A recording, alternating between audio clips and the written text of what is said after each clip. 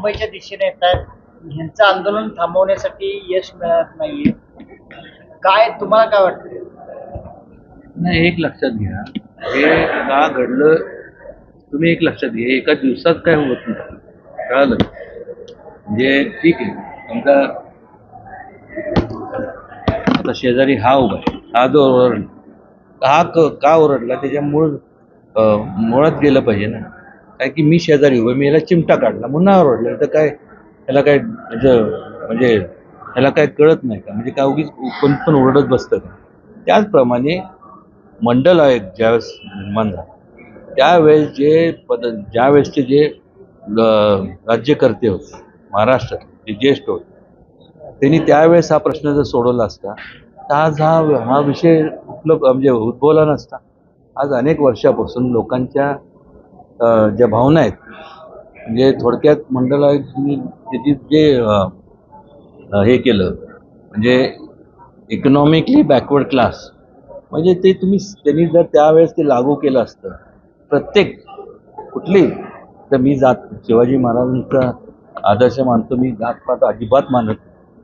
मी मनुष्य हा धर्म मानतो आणि त्या परंपरेने इतर लोक म्हणण्यापेक्षा त्या काळात हा जर महाराजांचा विचार त्यांनी आचरणात आणला असता आणि इकॉनॉमिकली बॅकवर्ड म्हणजे सगळ्या जेवढ्या काय म्हणजे जे मागास आर्थिकदृष्ट्या जे मागास वर्ग आहे कुठल्याही जातीतला असेल त्या सर्वांना सवलती दिल्या असतात तर हा विषय उपलब्ध झाला ना, म्हणजे उद्भवला नसता.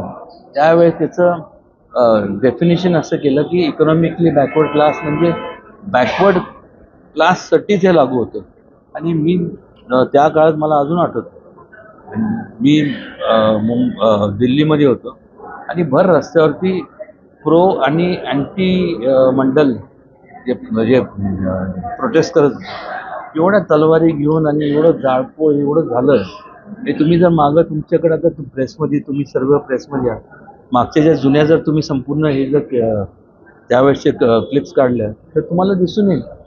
आणि हे कारण नसताना म्हणजे जणू काही झुंज लावल्यासारखं करून ठेवलं आणि त्याचंच हे आता ते तुम्हाला दिसतंय.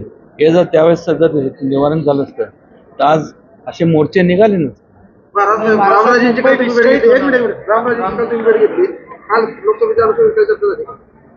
नाही, एक लक्षात घ्या, प्रत्येक ठिकाणी तुम्हाला राजकारण काय वाटतं मला तेच कळत नाही. ते स्वतः म्हणतात एक लक्षात घ्या, ते काय म्हणाले ह्याच्यापेक्षा एक लक्षात घ्या, मी काय आज भेटत नाही, मी सगळ्यांनाच भेटतो. आता फलटणमध्ये गेल्यानंतर जुने संबंध आहेत. आता त्यांचे धाकटे जे बंधू आहेत, रघुनाथ राजे आणि संजीव राजे, हे आम्ही कॉलेजला एकत्र होतो. म्हणजे काय आजची ओळख नाही ना. आणि कॉलेजला आम्ही असताना त्यावेळेस रामराजे हे त्यावेळेस लॉ कॉलेजला म्हणजे त्यांनी टीचर म्हणून होते त्यावेळेस. राजकारणातील प्रत्येक अचूक बातमीचे सर्वात आधी अपडेट्स मिळवण्यासाठी सरकारनामाच्या सर्व सोशल मीडिया प्लॅटफॉर्मला लाईक, फॉलो आणि सबस्क्राईब करा. तसंच सर्व नोटिफिकेशनसाठी बेल आयकॉन प्रेस करायला विसरू नका.